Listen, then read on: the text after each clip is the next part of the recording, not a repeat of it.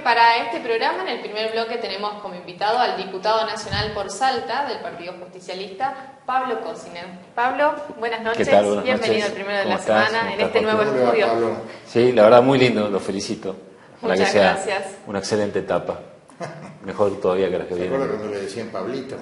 Todavía. Recién casi se lo Sí, digo. todavía. ¿Eh? Todavía hay quienes. Sí, lo quieran. ¿No? Sí. Pero me acuerdo.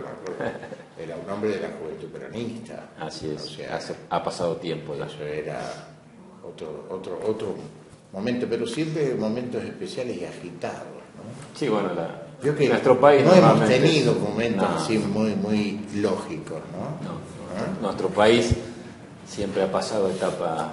Sí. Por lo menos la generación mía, que yo soy mayor que usted, por supuesto, así es, ¿no? Yo un día escuché en una especie de lo que era un combinado de la época, que tenía radio, estaba mi madre, mi padre y 4 o 5 personas. Yo era un niño que estaba debajo de la mesa, jugueteando, y escuché cómo fusilaban gente en una radio de Rosario. ¿Quién es el jefe? ¿Quién es el jefe? Metele, le decía uno al otro, y tra. Mi madre quería servir café, entonces viene con la cafetera, y mi madre hizo así mientras escuchaba y echó el café en la azucarera, y aparte la rebalsó todo así, escuchando cómo fusilaban en el 57, yo tenía 6 años ya, cómo fusilaban gente en una radio de Rosario que había sido tomado por un grupo peronista que reivindicaba la revolución de Valle y todo, ¿no? Imagínense que un niño que crece en esas circunstancias. Sí, bueno, a mí me tocó también en Buenos Aires tener que, siendo muy chico, la única manera que teníamos contacto con un tío mío, hermano de mi papá, que en ese momento tenía que estar escondido porque si no militaba. Así que por ahí nos encontrábamos en alguna esquina de Vicente López, escondidas a verlo, de tener que hablar con él con nombres que no eran los nuestros.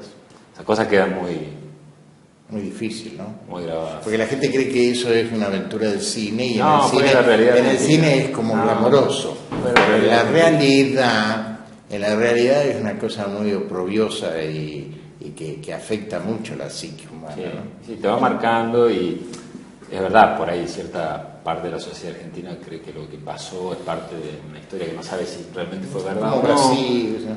Pero bueno, lo que por una u otra circunstancia la hemos tenido que Así pasar de son las cerca, cosas. Sí, van quizás marcando, a van usted por su grabando. edad le ha tocado vivir eso, pero a mí, bueno, yo nací en el 88, se imagina Así que es.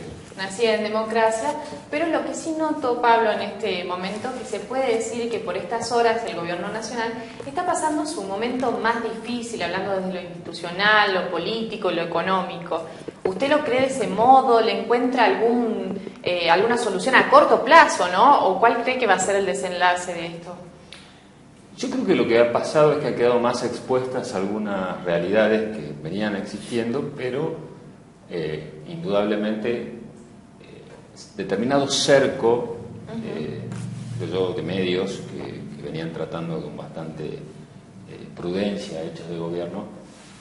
Desde el tema correos hasta aquí es como que cambiaron posturas y se empezaron a aparecer sobre la mesa temas que existían pero que no se discutían en Argentina, ¿no? Como que ya es más difícil cubrir la realidad que venía pasando.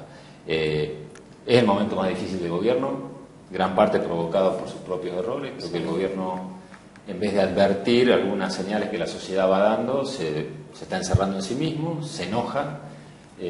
Digamos, hoy algún colega de ustedes me preguntaba, de Buenos Aires, ¿no?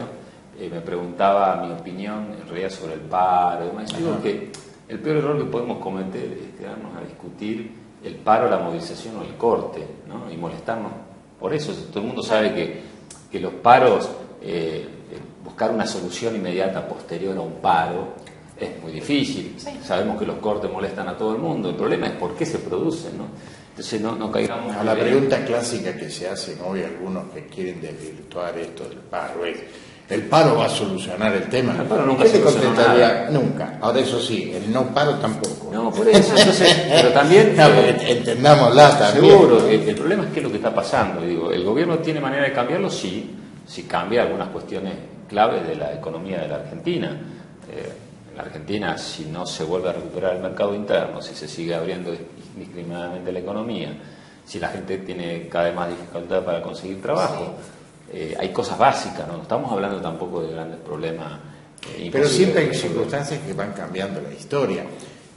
Cuando mataron a 2 jóvenes de una manera horrorosa y tan indolente a la vista de todo el mundo, como que le sacaron foto y todo, cuando mataron a estos 2 dirigentes en la estación de Avellaneda, ¿se acuerdan ustedes? Con Tequi y Santillán. Sí. Cuando lo mataron, cambió la historia. Ahí nació el kirchnerismo. Y me dice, ¿cómo? Claro. ¿Por qué? Porque el candidato a presidente que venía era Duhalde, que a su vez era el presidente provisional, en ese momento provisorio. Ante la circunstancia de esto, no pudo progresar su candidatura. Y ahí fue cuando él busca a alguien que se le pueda oponer internamente en una elección general, pero internamente. Primero fue de la Sota, ¿te acordás? Que intentaron. Exacto, y bueno, finalmente aparece este hombre llamado Kirchner. Entonces, aquel episodio, que no tenía nada que ver ni con Kirchner, ni con el peronismo, ¿no? Porque era un militante de la izquierda, un piquetero también, si se quiere, vamos a decirle así, un militante. Bueno, esos 2 jóvenes cambiaron la historia. Entonces, un paro en sí mismo no modifica las cosas en el momento, pero ese paro puede desencadenar que alguien diga, esto no puede seguir así, o vamos a cambiar esto, o me parece que hay que atender esta, y la historia cambia.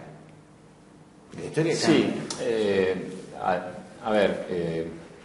en ese caso fue un hecho que desencadenó la construcción de opciones políticas. Claro. En el caso de hoy es hechos que hagan advertir al gobierno la necesidad de cambios. Yo en eso me preocupa. Pero el gobierno no puede cambiar. Si no, no sería este gobierno. No, por eso, a mí me preocupa decir, bueno, hubo ya hechos más allá del paro que se va a desarrollar el día 6, importantes que fueron la movilización docente, la movilización de la CGT. Sí, no fue una sola movilización, sino fueron reiteradas movilizaciones. Y circunstancias que van haciendo que determinados protestas van ganando la calle. Cuestión que no se daba hasta hace algún tiempito. Si el gobierno no advierte que a partir de estas situaciones hay cosas que debe cambiar, lo primero es la posición frente al conflicto. Yo creo que el gran problema que tiene este gobierno es que no tiene operadores desde el gobierno capaces de generar marcos de diálogo frente a un conflicto. Eso se llama, ¿sabe cómo se llama eso? Política. Política, exactamente. Es extraño, ¿no? Pero hay que decir, el gobierno no tiene dirigentes políticos capaces de, sin carga. Los que tiene, ellos mismos se están encargando de ir separándolo. Y esto debo decirlo, el caso del presidente de la Cámara de Diputados de la Nación, Emilio Monzón. Es un hombre que ya está... Es una persona que desde lo que nos ha tocado trabajar a nosotros se ha movido mucho para generar diálogos y generar marcos de acuerdos. Pero no le ha correspondido el gobierno. Pero el gobierno, creo que en esa pulseada interna del gobierno está ganando el sector, digamos, más intransigente. Sí, aparte en los diálogos, en las conferencias que se hacen, hay un ataque, ¿no? Constantemente, a pesar de que ellos dicen que lo bueno sería el diálogo, o en algún momento en su campaña dijeron que había que terminar con esta grieta, ellos hoy se están encargando de profundizarlo. Por ejemplo, cuando escuchamos a Eugenia Vidal hablando hacia los gremialistas, y hablaba de que digan de qué partido son, tratan de todavía provocar más en vez de generar algunas soluciones que generar el conflicto, por ejemplo, de los maestros. Escuché el viernes al mediodía a la gobernadora Elsa, que dijo, quiero que me digan de qué partido son, diciendo nuevamente, queremos el diálogo, nuevamente el viernes, eso lo debe haber dicho el miércoles, el viernes dijo, porque no me importa de qué partido son. Tengamos una línea también. Lo que pasa es que también podemos preguntar, ¿cómo no fue? Y le fue mal, doña. Lo que pasa es que estamos entrando en un periodo donde el gobierno se está dando de frente con la realidad de la gestión, que son los conflictos. O sea, la gestión son conflictos diarios. Conflicto permanente. Y es como se para el gobierno para descomprimir tensiones entre determinados sectores que reivindican sus derechos. Ha pasado un tiempo donde el gobierno venía haciendo gestión de maquillaje, si se quiere, ¿no? Fotos, mensajes, mensajes generales dirigidos a la sociedad, y en eso iba llevando su primera etapa de gestión. Era cantado, eso ya se sabía del año pasado, que febrero y marzo, como siempre, los meses donde empieza a discutirse la discusión sobre la posición, en donde los sectores fundamentalmente vinculados al trabajo y a la producción tratan de pararse lo mejor posible para recuperar lo que perdieron y para prever. Ahora, lo mejor que yo vi, tiene una posición yo voy a firme, contar ¿no? lo mejor que yo vi en materia de paritarias y de criterios para que la paritaria sea realmente un lugar de acuerdo y no de conflicto, y que realmente cumpla con el criterio fundamental que finalmente tiene. Lo vi, no sé si el año pasado y el anteaño también, no recuerdo, pero lo vi 2 o 3 veces en Salta. En Salta se hicieron paritarias en noviembre y en diciembre, ¿se acuerda usted? Sí. Y eso es lo correcto, no sé claro. si a el que la hace en febrero, el que la hace pero a 3 pasa, días de marzo, es como que llama al conflicto. Lo que pasa ¿no? es que, ¿qué es lo que hizo cambiar?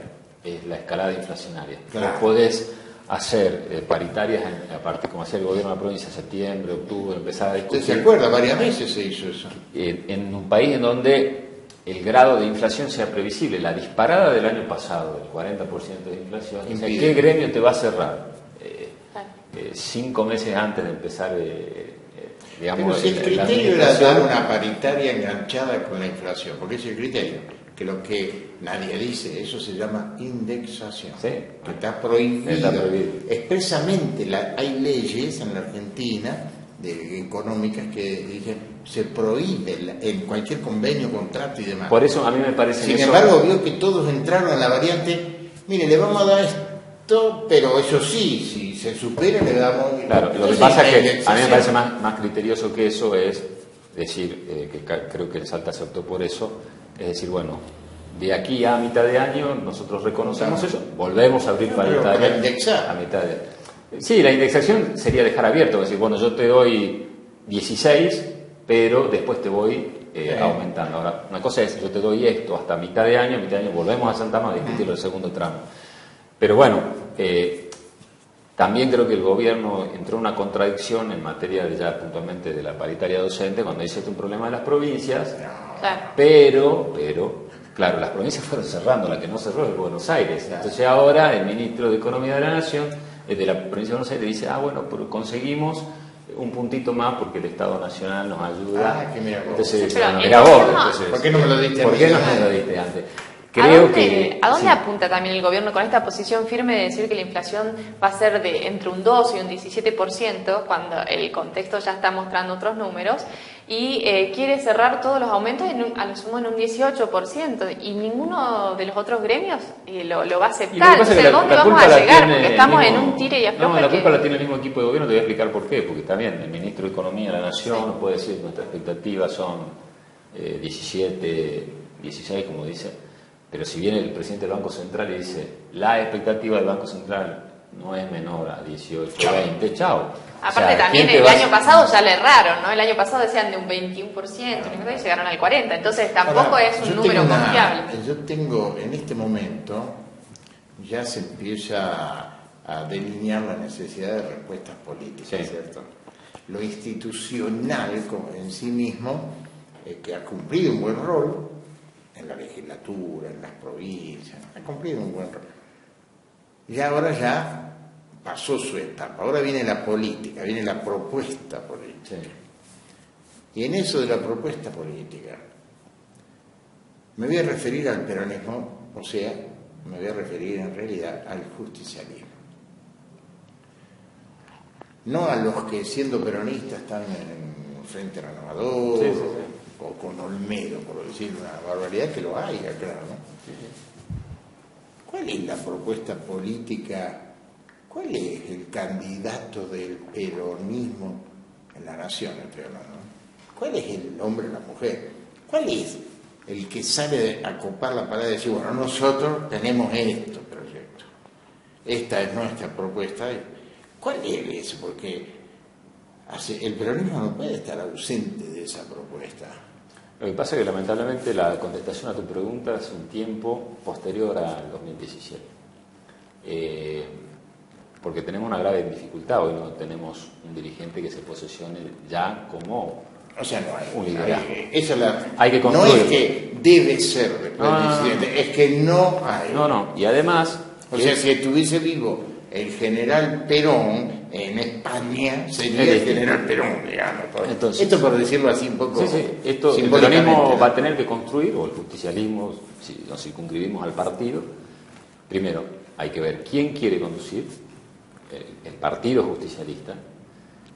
Segundo, eso va a tener que ser producto de refrendar liderazgo. Creo que este año lo que va a servir es para que en cada uno de los distritos pero ahí hay me sorprende, porque yo realmente esperaba que usted me diga que es el gobernador Urtubey, el candidato pero yo no le pregunté quién quiere él. No, por eso no le pregunté quién quiere él. No, pero por ahí me imaginaba que dentro desde su... Pero lo que pasa es que el concepto... como el representante del peronismo a Urtubey. Ahora le digo algo, ¿no? Su concepto político tiene una trampa. Te va cayendo en una trampa. Si todo depende de lo que pase en su jurisdicción, olvidémonos de Urtubey. No, porque la jurisdicción de Urtubey es insignificante al lado de lo que puede pasar con un cordobés que de repente gana una elección. Yo digo, ¿no? A ver... ¿Me entiendes, no? Sí, es medio raro eso. Pero te voy un poco clarificando. O sea, ni le cuento si alguien gana en la provincia de Buenos Aires. Chao.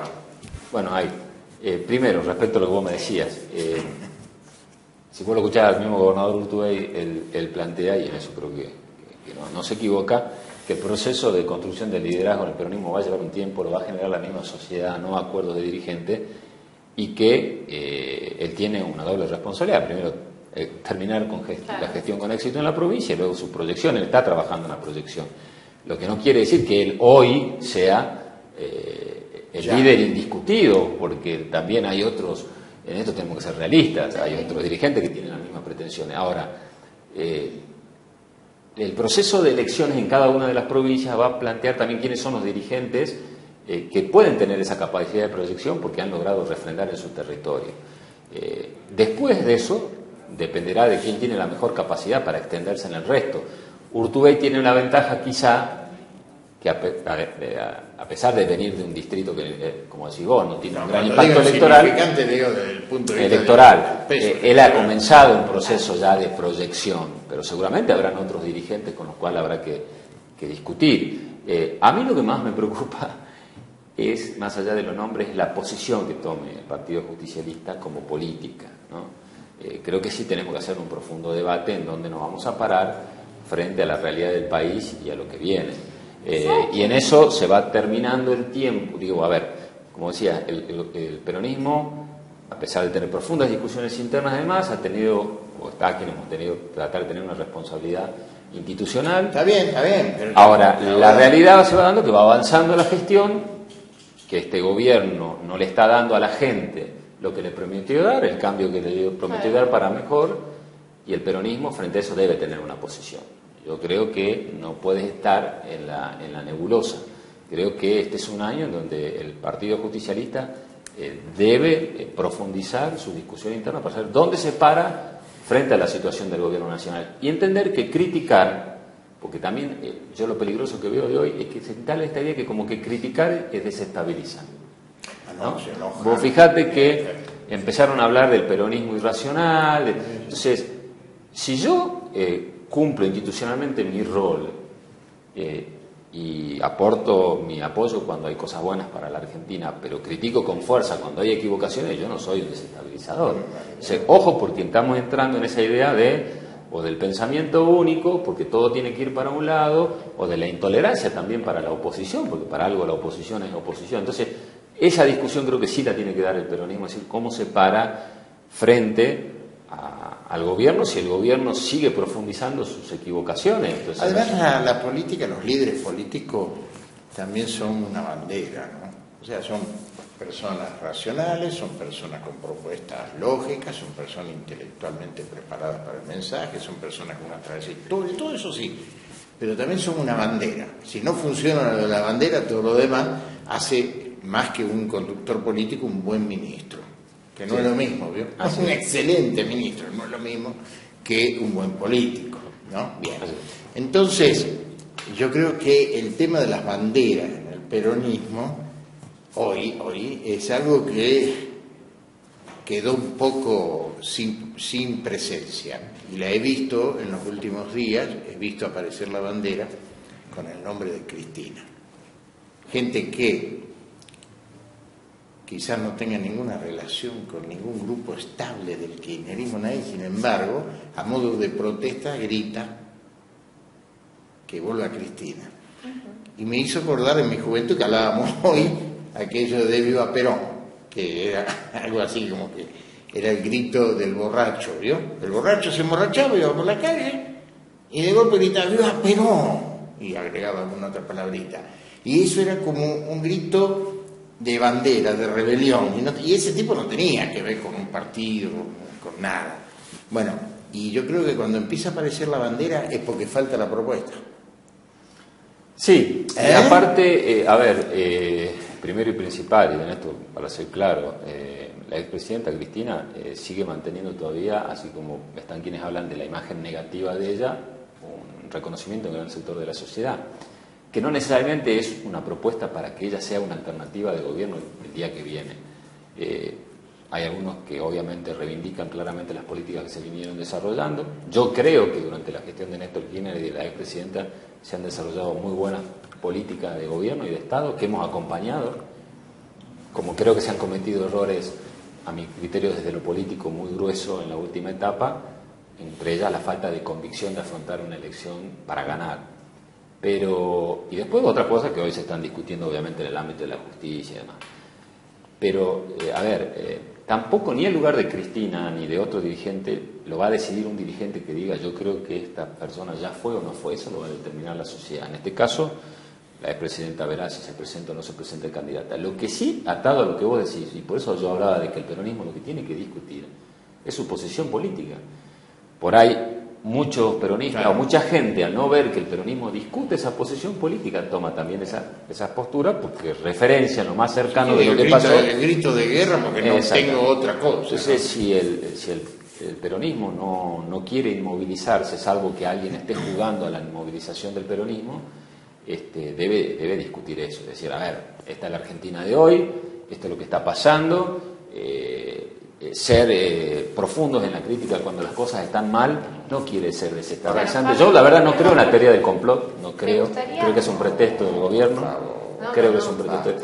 Y esto hay que decirlo porque cada vez gana más minutos en determinados medios esta historia que sí, bueno, cuidado porque el peronismo, yo creo que el peronismo históricamente fue complotado, digamos. Hablaba que el pez se mueve bien en el agua.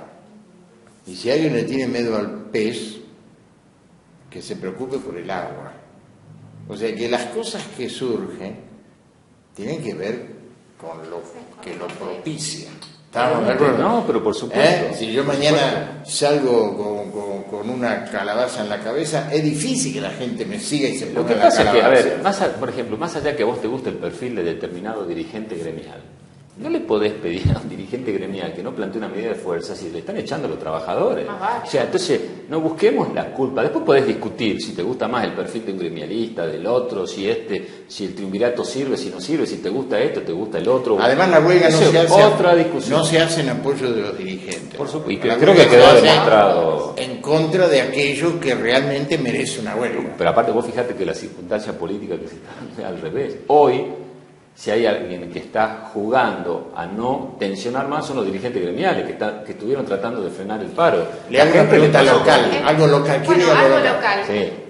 Yo justamente estaba buscando el representante del Partido Justicialista en Salta. En el último tiempo estuvimos hablando eso con Jorge, pero ahora tanto Romero como el propio Ortubey dice que van a ir a un frente común. ¿Esto es posible? ¿Cómo lo va a tomar la gente? Los dos han aceptado la posibilidad. Sí. Bueno, yo la verdad, en esto debo ser sincero, estoy esperando que nos convoquen a discutir ese tema y ahí voy a plantear mi posición. No lo quiero hacer público antes de decirlo. Pero creo que sería un error entrar en algo que es nuevamente discutir si fulano se junta con sultano y no discutimos lo que veníamos diciendo ahora. Mire, ¿qué posiciones políticas? El viernes no, el jueves. Para cerrar una cosa, yo sigo confiando en las palabras del gobernador cuando dijo hay que dinamitar los puentes al pasado que nos seduzcan a volver a posiciones de poder conservador. Sí, pero lo que pasa es que desde Finca a la Costa a Lecer no hay puente. Bueno, así que podés ir sin tener... yo te digo que es lo que confío. ¿Qué es lo que confío? No, pero le digo esto. El jueves, ¿qué dijo el ex gobernador Romero, el tal senador de la Nación? En 30 y pico de años la democracia no le ha podido dar ninguna solución a la gente. Y en el 86 decíamos, hay que hacer elecciones, porque la gente, y hacía ademanes de remedar un político fantaseando. Y luego dijo, la solución que yo voy a proponer en el acuerdo es la modificación de la Constitución de Salta para que haya menos elecciones. Ahora, si yo escucho eso, me agarro fuerte de la parte. Si esa es la propuesta del acuerdo... No, o sea, dice, quiero que nos dejen gobernar tranquilos, dijo. O sea, que se elija un gobernador, se elijan todos los diputados, se elijan todos los senadores, se elijan todos los concejales, se elijan todos los intendentes, y por 4 años no haya elecciones. No, lo interesante es hacer esos cambios cuando vos tenés la posibilidad. Si estás convencido, hacerlo cuando tenés la posibilidad de hacerlo. Después, ya es tarde. Pero, mi amigo, eso va contra el espíritu de la Constitución Nacional. Yo lo que creo que hoy, me puedo equivocar, pero lo que yo quiero hacer es discutir cómo vamos a hacer para cambiarle la vida a los salteños, a los argentinos, mejorándole la calidad de vida. Después podemos discutir todo lo otro. Vamos a discutir el fondo. ¿Qué vamos a hacer con la industria nacional? ¿Qué vamos a hacer con el mercado interno? ¿Qué vamos a hacer con la gente que se está quedando sin trabajo? Eso también me impactó mucho. Vamos a hacer un frente donde lo único que van a quedar fuera son los del Partido Obrero. Sí, lo he escuchado. Es demencial, digamos, la idea explicitada públicamente. Claro, dijo que demencial. todos los que Demencial le voy a explicar por qué, no, pero quiero explicar. Que no se me ofenda. Menos los del Partido Obrero, que es algo que nunca podemos. Que no se me ofenda a la gente del Partido Obrero. Digo que tampoco el Partido Obrero iría a aceptar ir al frente. No, pero le quiero decir que es demencial tomar un enemigo así, ponerlo de afuera. No, yo creo que lo que es interesante el planteo porque nos va a llevar a una discusión. Yo creo que el gobernador lo que plantea, más o menos lo que decía Dulcinea, es convocar a todos los sectores a sumarse un frente. Ahora, lo que va a haber que discutir ahí, a mí no me preocupa si está tal partido, tal dirigente, tal otro. A mí lo que me preocupa es qué es lo que pensamos. Digamos, si hay dirigentes que venimos pensando distinto, para sumar votos y decir que ganamos una elección, eso tiene un final poco feliz. Al final quizás lo del Partido Obrero se lleven todo, ¿no? Me imagino que nos van a convocar para discutir. Me gustó lo de la falta de vocación para ganar, que dijo usted. Claro. Augusto B. me contó un día esto. Terminó la elección de la primaria, digamos, no en los pasos, sino la primera vuelta. Terminó la elección, me tomé el avión y me fui a festejar el triunfo nacional a Buenos Aires. Llegué, estaban todos con la cara larga. Hay que ver, ¿qué le pasa? No, que no alcanzamos los 40 puntos. No puede ser. Y hablé a Salta y me dijeron, apenas si llegamos a los 40 puntos. Tenían razón, yo no me di cuenta, me lo dijo él. Y volví. Y le digo, ¿pero qué volviste a hacer? Y a trabajar. ¿Y qué pasó? 54 puntos. Entonces faltó vocación, ¿no? Y ahí, por ejemplo, usted fue una de las víctimas. Su candidatura, digo. ¿Entiende, no? Digo, en cuanto a que fue el momento, eso se decidía en la primera vuelta. Claro. Fue el momento en que no hubo vocación real, cierta, ¿no? De ganar. Sí, o demasiada especulación, o pensar que bueno que gane pero que llegue condicionado, o no interpretar que había cosas del país que había que escuchar un poquitito más a ciertos sectores que buscaban resolverlas y el gobierno creía que no eran tan importantes. Y obviamente todo tiene su explicación, ¿no? Todo tiene pero es bueno el su análisis. explicación. ¿Sabe cómo se hace el análisis? Sentándose a discutir ideas. Por eso, es que ahí está Jorge.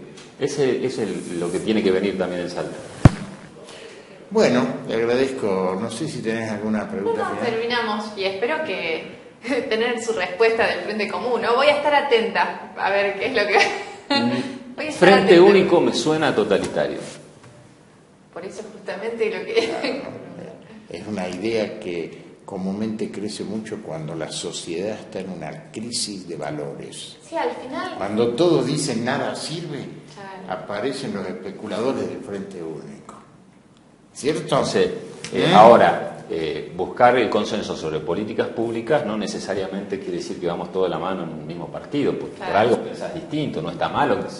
Y yo creo que la discusión de la Salta que viene es la democratización del poder. La discusión de la Salta del 2019 es cómo hacemos para que los ¿Qué hacemos? salteños... ¿Cortamos las elecciones? No, ¿Impedimos las elecciones? no, democratizar el poder. Decimos que la democracia no le sirvió a la gente. Es entonces que es al no le revés, sirvió. es al revés. Es cómo hacer para que los salteños cada vez más se sientan más protagonistas del se poder. merecen. O sea, el poder que empiece a distribuirse más en la gente, no solamente porque vos perteneces a tal o cual sector. Y los otros Podés tienen con... que esperar. Y los otros tienen Y que menos esperar. esperar 4 Y años. esa es la discusión. Imagínense esperar 4 años. No, esa es la discusión, creo que sí. ¿Qué hacemos con un programa como este durante los 4 años? Traemos el oficialismo, ¿no? Es cierto. Traemos el oficialismo, que es la foto, que son 4 años de la Pero aparte misma le foto. quitas a la gente la posibilidad de mandar señales. O sea, que si hay un gobierno que se viene equivocando y el ciudadano tiene que esperar 4 años cruzado de brazos para decirle al gobierno, ya es tarde. Ahora, las elecciones intermedias sirven para eso. O sea, Bueno, si hay un justamente gobierno que se va equivocando, vos Dijo, se lo mi señalás. único objetivo, mire esto, mire las palabras, dijo Romero el jueves pasado, mi único objetivo es ir a promover esta idea en un consenso con el gobernador y entonces modificar la Constitución. 2 periodos de gobierno para todos, que bueno, mira, 3 no, la pucha, ese sí que es un tipo dadivoso. 2 periodos para todos y elecciones cada 4 años. Ya, una sociedad muerta, una sociedad que, repito, Bueno, pero no si sé hay algo cómo... que dijo el ex gobernador Romero fue que en estos 4 años, si les va bien, bárbaro, y si llegamos al final no fue mal, y bueno, habrá ido mal. O sea, no tenía ninguna respuesta, si no fue mal, no fue mal, ¿viste? Después Sí, de 4 dice, años... bueno, y en ese caso habrá ido Y mal. después, Qué ojo, bueno, ¿no? el discurso que desde la política se denoste a la misma política es muy peligroso. Peligrosísimo. Porque las señales que se le manda a la sociedad son... ¿Sabe cuál fue el primer cargo que tuvo Juan Carlos Romero? ¿En qué año fue? En el año 85, la Convención Constituyente. Del 85 hasta la fecha, ¿cuántos años han pasado? Yo fui... Y él nunca dejó de ser un electo. Y un tipo de eso no puede decir que la dirigencia y la democracia no sirvió para nada. Jorge, para terminar este bloque, creo que Sí. vamos a la pregunta que hicimos al principio. Estamos en una crisis y esto lo está demostrando. Lo que estamos Sí. charlando, estamos todos... Es económica, pero Sí. antes de ser económica es política, ¿no le parece? Sí, es más, comenzó como económica, pero hoy está teniendo ribetes políticos por la falta de política en el gobierno. Entonces esto Así demuestra es. que la salida es desde la política, ¿no? Igual. Hemos entrevistado a varios funcionarios y le digo la verdad, ninguno me ha dado una respuesta firme o lo que hay que hacer es esto. Es como que todos están en este momento en que hay que analizar cómo se va a proceder, todos están en un momento... Y lo que pasa es que también, No a ver, falta nada. las conducciones políticas o los liderazgos no quieren decir lo mismo que las jefaturas. Ah, claro. ¿No? La jefatura es a decir, bueno, vos tenés que hacer esto, sí o sí. La jefatura es para la El conducción liderazgo política, percibe... para la conducción política. Y el liderazgo va persuadiendo, va construyendo consenso. Y también hay que animarse a hablar, ¿viste? No todo el mundo se la banca, pero yo creo que quien escucha debe estar dispuesto también a entender que no necesariamente todos tenemos que Cuando pensar le pregunten igual. qué opina del Frente Único, acuérdese que nos prometió mentira, no nos prometió nada, pero yo lo hago creer. Ya te lo dije, De que recién va a te lo venir acabo de acá. decir. No, digo que va Ah, que haga su bueno, objeción sí. privada, espero que venga acá y la hagamos pública, ¿le parece? Sí, cómo no. Gracias por No, acompañarnos. Muchas gracias.